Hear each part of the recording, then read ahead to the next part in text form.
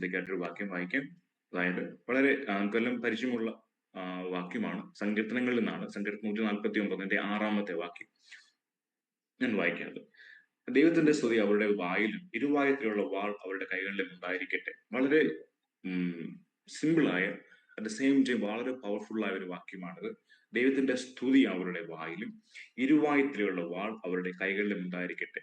സ്തോത്രം. നമ്മൾ ഈ വാക്യം വായിക്കുമ്പോൾ നമുക്ക് മനസ്സിലാവുന്ന ഒരു കാര്യം, രണ്ടാമത്തെ പോർഷൻ വായിക്കുമ്പോൾ ഇരുവായത്തിലുള്ള വാൾ അവരുടെ കൈകളിലും ഉണ്ടായിരിക്കട്ടെ എന്ന് പറയുമ്പോൾ ഹല്ലേലൂയ, അത് നമുക്ക് മനസ്സിലാവുന്ന കാര്യം യുദ്ധത്തെക്കുറിച്ചാൽ യുദ്ധമാണ്. വാള് കയറുള്ളപ്പോൾ ഓഫ് കോഴ്സ് അത് യുദ്ധത്തെക്കുറിച്ചാണ് നമ്മൾ മനസ്സിലാക്കേണ്ടത്. അതിന്റെ ഫസ്റ്റ് പോർഷൻ ദൈവത്തിന്റെ സ്തുതി അവരുടെ വായിൽ, സ്തുതി വായിലും കയ്യിൽ വാളും. അപ്പൊ എന്താണ്?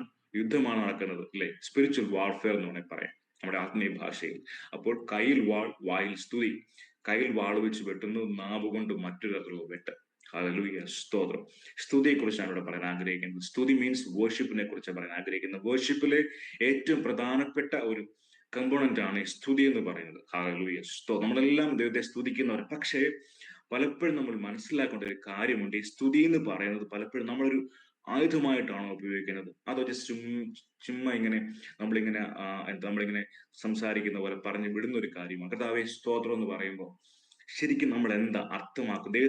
ഹൃദയത്തിന്റെ ആഴങ്ങളിൽ നിന്ന് കർത്താവെ അങ്ങ് ചെയ്ത ഉപകാരങ്ങൾക്ക് നന്ദി എന്നുള്ള മനോഭാവത്തോടൊരു സ്തോത്രമാണോ, അതോ സ്തോത്രം സ്തോത്രം എന്നുള്ള ചുമ്മാ ഒരു വാക്ക് പറഞ്ഞു വിടുകയാണോ? നമ്മൾ തന്നെ ചിന്തിക്കേണ്ട കാര്യമാണ്.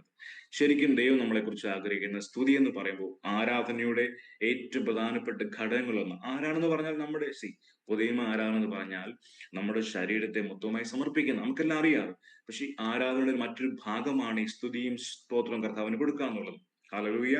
അതുകൊണ്ട് ഈ സ്തുതി കൊടുക്കുമ്പോൾ എത്രത്തോളം നമ്മളത് എങ്ങനെ, നമ്മുടെ മനോഭാവം ഏറ്റവും വലുതാണ്. ഒരു ദിവസങ്ങളിൽ പറഞ്ഞ് ഞാൻ കേട്ടു, അദ്ദേഹം സൗദി അറേബ്യയുടെ മണ്ണിൽ ഇങ്ങനെ പെട്ടെന്ന് ഒരിക്കൽ പോയപ്പോൾ പെട്ടെന്ന് ദൈവം പ്രാർത്ഥിക്കാൻ ആഗ്രഹം മനസ്സിൽ കൊടുത്തു. അദ്ദേഹം പെട്ടെന്ന് പ്രാർത്ഥന റൂമിലേക്ക് കയറിയപ്പോൾ ദൈവം അദ്ദേഹത്തെ ആത്മബലങ്ങളിലേക്ക് എടുത്തിട്ട് ചില ആയുധങ്ങൾ ദൈവം അദ്ദേഹത്തെ കാണിച്ചു. ചില ക്രിസ്തീയ ആയുധങ്ങൾ കാണിച്ചു കൊടുത്തു. അതൊരു ആയുധമായിരുന്നു ഹല്ലേലൂയ. എഴുതി വെച്ചേക്ക് ആയുധങ്ങളുടെ പുറത്ത് പേര് വെച്ചേക്ക് ഹല്ലേലൂയ. മറ്റൊരു ആയുധമാണ് സ്തോത്രം. മറ്റൊരു ആയുധമാണ് ഗിവിങ് എന്നുള്ളത്, പക്ഷെ കൊടുക്കുന്നതാണ്. അതായത് നമ്മുടെ നന്മകൾ ഷെയർ ചെയ്യുന്നതാണ്. അതിനെക്കുറിച്ച് അത് അങ്ങനെ ഒരു ആയുധം അദ്ദേഹം ഉണ്ടെന്ന് പറഞ്ഞാൽ അദ്ദേഹം പറഞ്ഞ കാര്യം മാത്രമാണ് പറയുന്നത്, മറ്റൊന്നുമല്ല. അപ്പൊ എനിക്ക് തരാൻ വേണ്ടി അങ്ങനൊന്നും പറയുന്നതല്ല കേട്ടോ. അദ്ദേഹം കണ്ട കാര്യം ഞാൻ അതുപോലെ പറഞ്ഞതേ ഉള്ളൂ. അദ്ദേഹം സ്തോത്രം, ഹല്ലേലൂയ, സ്തുതി എന്നൊക്കെയുള്ള അല്ലെങ്കിൽ കൊടുക്കുക എന്നൊക്കെയുള്ള ആയുധങ്ങൾ അദ്ദേഹം കണ്ടു. അദ്ദേഹം പറഞ്ഞ മറ്റൊരു കാര്യമുണ്ട്. ഇത്തരം ആയുധങ്ങൾ അദ്ദേഹം കണ്ട ശേഷം ഇദ്ദേഹം ശ്രദ്ധിച്ച മറ്റൊരു കാര്യമുണ്ട്. റെയ്നാഡ് ബോങ്കെ അദ്ദേഹത്തിന്റെ എല്ലാ ശുശ്രൂഷകളുടെയും ആദ്യഘട്ടങ്ങളിൽ സ്റ്റേജിലേക്ക് വന്ന ശേഷം വളരെ പവർഫുൾ ആയിട്ട് വളരെ ശക്തിയോടെ ഹല്ലേലൂയ പറയും. ഭയങ്കര ശബ്ദത്തിൽ ഹല്ലേലൂയ പറയും. അദ്ദേഹം പറയുന്നത് ഈ ബോങ്കയുടെ ആയുധങ്ങളിൽ ഒന്നായിരുന്നു ഹല്ലേലൂയ എന്നുള്ളത്. അതായത് ഹല്ലേലൂയ ഉച്ചത്തിൽ പറയുമ്പോൾ, അദ്ദേഹം സ്റ്റേജിലേക്ക് എത്തിയ ശേഷം ഹല്ലേലൂയ ഉച്ചത്തിൽ പറയുമ്പോൾ അദ്ദേഹത്തിന്റെ ശബ്ദം എവിടേക്ക് റീച്ച് ആവുന്നു അത്തരം ഏരിയകളിലുള്ള പൈശാചിക ഡിമോണിക് പവറുകളെ തുരത്തി ഓടിക്കുവാനുള്ള ഒരു പവർ ഉള്ള ഒരു ആയുധമായിരുന്നു റെയ്നാഡ് ബോങ്കയ്ക്ക് ഹല്ലേലൂയ എന്ന് പറയുന്നത്. ദൈവം കൊടുത്തൊരു സ്പിരിച്വൽ വെപ്പൺ ആയിരുന്നു. ഹല്ലേലൂയ, സ്തോത്രം. ആ ഹല്ലേലൂയ ഉച്ചരിച്ച് കഴിയുമ്പോൾ അത്രയും അദ്ദേഹത്തിന്റെ ശബ്ദ പരിധിക്കുള്ളിൽ വരുന്ന ഡിമോണിക് പവേഴ്സിനെ തുരത്തി ഓടിക്കുന്നതിന് പവറുള്ള ഒരു സ്പിരിച്വൽ വെപ്പണായിട്ടാണ് ഹല്ലേലൂയ ദൈവം ഉപയോഗിച്ചുകൊണ്ടിരുന്നത്. അതിനുശേഷം ഈ ബോങ്കെ എന്ന് പറയുന്ന ദേവദാസൻ ഒരു വലിയ അതായത് അദ്ദേഹം വലിയ വചന വെളിപ്പാടുകളൊന്നുമല്ല പറഞ്ഞുകൊണ്ടിരിക്കുന്നത്. ഒരു സക്കായിയെ കുറിച്ചോ അല്ലെങ്കിൽ ഒരു ചെറിയ കാര്യം എടുത്ത് സ്റ്റേജിൽ പ്രസംഗിച്ച ശേഷം അദ്ദേഹം ക്രിസ്തുവിനെ അംഗീകരിക്കാൻ മനസ്സിൽ വരാൻ പറയുമ്പോൾ പതിനായിരങ്ങളാണ് മുന്നിലേക്ക് വന്നുകൊണ്ടിരുന്നത്. അതിന്റെ കാരണം അദ്ദേഹം ഉപയോഗിച്ചിരുന്ന സ്പിരിച്വൽ വെപ്പണിന്റെ പവർ ആയിരുന്നു. അതായത് അദ്ദേഹം ആയുധം ഉപയോഗിച്ചിട്ട് ശത്രുവിന്റെ കോട്ടകളെ നിർജ്ജീവമാക്കിയ ശേഷം മനുഷ്യ മനസ്സുകളെ പിടിച്ച് പുറകേക്ക് വലിക്കുന്ന, കെട്ടിവെച്ചിരിക്കുന്ന പൈശാചിക വ്യാപാരങ്ങളെ തുരത്തിയ ശേഷം അദ്ദേഹം ക്രിസ്തുവിനെ കുറിച്ച് പറഞ്ഞ് ക്രിസ്തുവിനെ അംഗീകരിക്കാൻ മനസ്സിലൂടെ വിളിക്കുമ്പോൾ അവർ മുമ്പിലേക്ക് വരുന്നെങ്കിൽ ആ ഉപയോഗിച്ച സ്പിരിച്വൽ വെപ്പണിന്റെ പവറിലായിരുന്നു. ഹല്ലേലൂയ എന്നാണ് ഈ ദേവസ്വം പറഞ്ഞു വെച്ചത്. അപ്പോൾ അങ്ങനെ ദൈവിക, അതായത് നമ്മുടെ ആയുധങ്ങൾ, ആത്മീയ വെപ്പൺസ്, ആ വെപ്പൺസിനെ കുറിച്ച് ഞാൻ പറഞ്ഞത്. ഹല്ലേലൂയ, സ്തുതി എന്ന് പറയുമ്പോൾ വളരെ പവർഫുള്ളായ ആത്മീയ ആയുധമാണ്. ഹല്ലേലൂയ. നമ്മൾ നോക്കി എരിഹോ മതിലിനെ കുറിച്ച് നമ്മൾ പഠിക്കുമ്പോൾ ഇസ്രായേൽ മക്കൾ അവിടെ ഉപയോഗിച്ചത് സ്തുതിയാണ്. കാഹളം ഊതുക എന്നുള്ള ദൈവത്തിന് സ്തുതിയാണ് കൊടുത്തത് അവിടെ.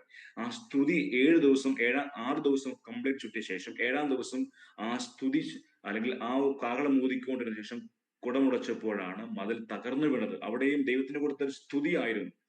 ഹാലലൂയ. മറ്റുദാഹരണം പറഞ്ഞാൽ ദാവീദ് രാജാവ്, ഹാലലൂയ, ദാവീദ് രാജാവാകുന്നതിന് മുമ്പ് തന്നെ ആഹ് രാജധാനി എത്തിയതിന് ഒരു കാരണമുണ്ടായിരുന്നു. ശൗൽ രാജാവിന് വേണ്ടി കിന്നരം വായിക്കാൻ വേണ്ടിയായിരുന്നു. അതായത് ശൗലിന്റെ മുകളിൽ വന്നിരുന്ന ഒരു പൈശാചിക വ്യാപാരത്തിനെ, ഹാലലൂയ, ദാവീദ് രാജാവ് കിന്നരം വായിക്കുമ്പോൾ ആ പൈശിക ആ ഡിമോണിക് പവർ പുറത്തു പോകുമായിരുന്നു. ഹാലലൂയ. അതായത് സംഗീതം കൊണ്ട്, ഹാലലൂയ, ദൈവത്തിന് പുകഴ്ച കൊടുക്കുമ്പോൾ, ദൈവത്തിന് ആരാധന കൊടുക്കുമ്പോൾ പൈശാചിക വ്യാപാരത്തെ പുറത്താക്കുവാൻ കഴിയുമായിരുന്നു. അതായത് ആ സ്തുതിയുടെ ഒരു പവർ, അതായത് praise, hallelujah, working as spiritual weapon, അതായത് ഒരു ആത്മീയ ആയുധമായി പ്രൈസിനെ ഉപയോഗിക്കുന്ന ഒരു അവസ്ഥ, സ്തുതി ഉപയോഗിക്കുന്ന ഒരു, ഹാലലൂയ, ജനം.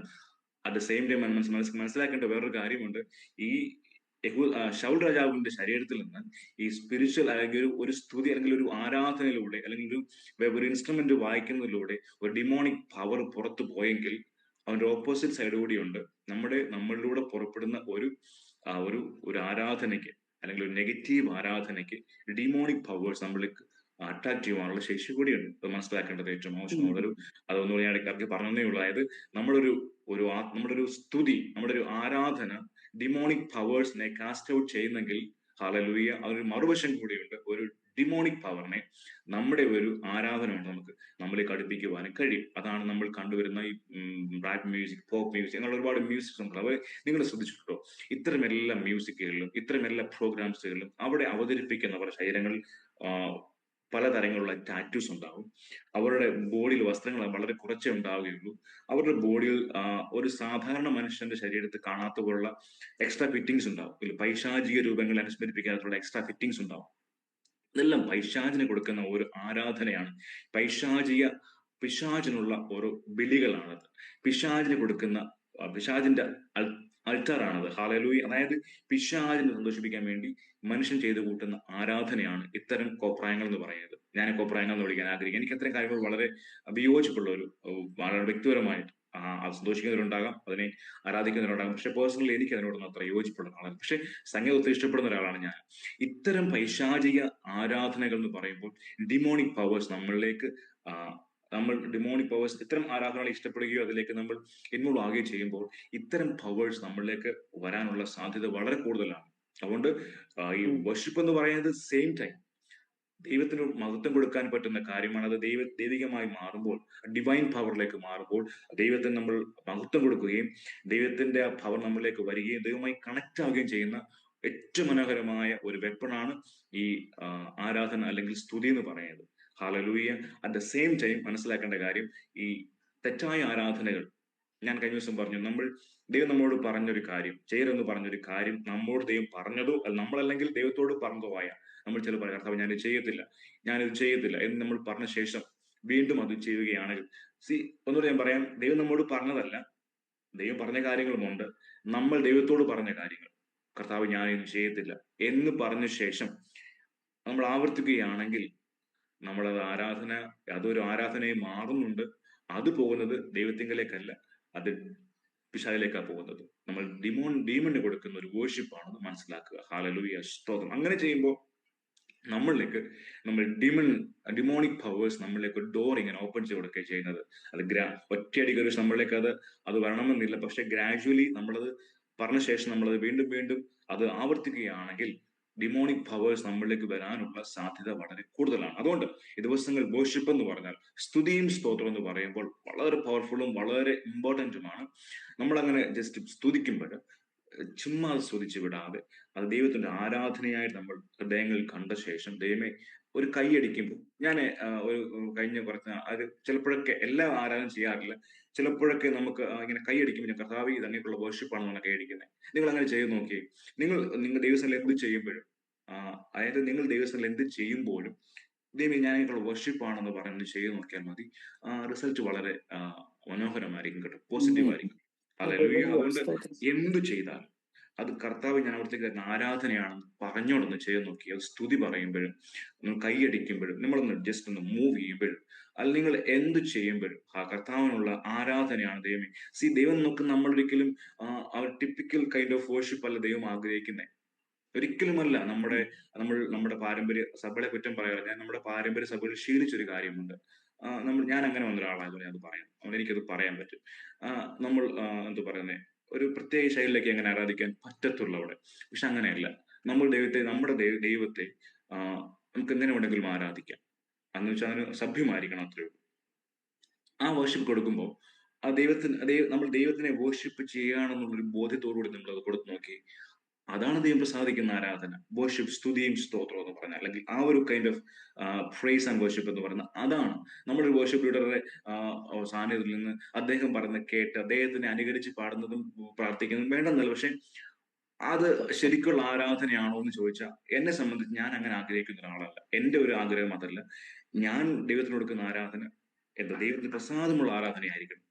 ഒരിക്കലും ആമേൻ. അവിടെ വർഷിപ്പ് ലീഡർ എന്ന് പറയുമ്പോൾ ഓഫ് കോഴ്സ് അതൊരു ഡിസിപ്ലിന്റെ ഭാഗമാണ്. അദ്ദേഹം പറയുന്ന കാര്യങ്ങൾ കേട്ട് ഡിസിപ്ലിന്റെ ഭാഗം. പക്ഷെ നമ്മൾ അദ്ദേഹത്തെ അനുകരിച്ച് ചെയ്യുമ്പോൾ അത് വർഷിപ്പ് ആണോ എന്ന് ചോദിച്ചാൽ, എനിക്ക് പേഴ്സണലി പറയാൻ കഴിയും, എന്റെ ലൈഫിൽ പറയാൻ കഴിയും, ഒരു വിഷയം ആയിരിക്കണം എന്നില്ല. പക്ഷെ ഞാൻ എന്റെ ജീവിതത്തിൽ ദൈവത്തിന് പ്രസാദമാകുമാറ് ചെയ്യുന്ന അല്ലെങ്കിൽ പറയുന്ന ഒരു സ്തുതി, ഒരു മൂവ്മെന്റ്, അല്ലെങ്കിൽ ഒരു പ്രവൃത്തിയൊക്കെ ദൈവത്തിന് പ്രസാദമുള്ള, ദൈവത്തെ സന്തോഷിപ്പിക്കുന്ന കാര്യങ്ങൾ. ഈ ദിവസങ്ങളിൽ ഈ സ്തുതി എന്ന് പറയുന്ന ഒരു സ്പിരിച്വൽ വെപ്പണായിട്ട് ഉപയോഗിക്കാൻ ദൈവം നമ്മളെ സഹായിക്കട്ടെ. എന്ന് പറയുമ്പോൾ അതൊരിക്കലും നമ്മൾ ജസ്റ്റ് ഇങ്ങനെ ഒരു ഫോമലായിട്ടല്ല, വളരെ ആത്മാർത്ഥതയോടെ ദൈവത്തിന് കൊടുക്കുന്നു എന്നുള്ള ഒരു ഒരു മനോഭാവത്തോടെ, എന്റെ മന്ദിരം, ദൈവത്തിന്റെ മന്ദിരമായ ഈ ഞാൻ, എന്നിൽ ദൈവം വസിക്കുന്നതുകൊണ്ട് ഞാൻ ദൈവത്തിന് കൊടുക്കുന്ന ഓരോ സ്തുതിയും സ്തോത്രവും, ദൈവത്തിന് വേണ്ടി ഞാൻ ചെയ്യുന്ന ഓരോ കാര്യങ്ങളും ഒരു ആരാധനയായി മാറുന്നു എന്നുള്ള ഒരു മനോഭാവത്തോടെ ഓരോ പ്രവൃത്തിയും ചെയ്യുവാൻ തക്കോണം ദൈവം നമ്മളെ സഹായിക്കട്ടെ.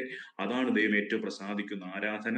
അതാണ് ദൈവം ഏറ്റവും ആഗ്രഹിക്കുന്ന നന്മ. അതാണ് നമ്മൾ നേരേണ്ട ഒരു സ്പിരിച്വൽ വാർഫെയറിലെ വെപ്പൺ എന്ന് പറയുന്നത്. സ്തുതി എന്ന് പറഞ്ഞാൽ സ്പിരിച്വൽ വാർഫെയറിലെ വെപ്പണായി മാറണമെങ്കിൽ അത് ദൈവത്തിന് കൊടുക്കുന്ന ആരാധനയായിട്ട് മാറണം. ഈ ദിവസങ്ങളിൽ അങ്ങനെ ഒരു മനോഭാവത്തോടെ ചെയ്യുവാൻ തക്കോണം ദൈവം നമ്മളെ സഹായിക്കട്ടെ എന്ന് ഞാനും ആഗ്രഹിക്കുന്നു. നമുക്ക് അതിനെ കുറിച്ച് പ്രാർത്ഥിക്കാം. ഇപ്പോൾ നമുക്ക്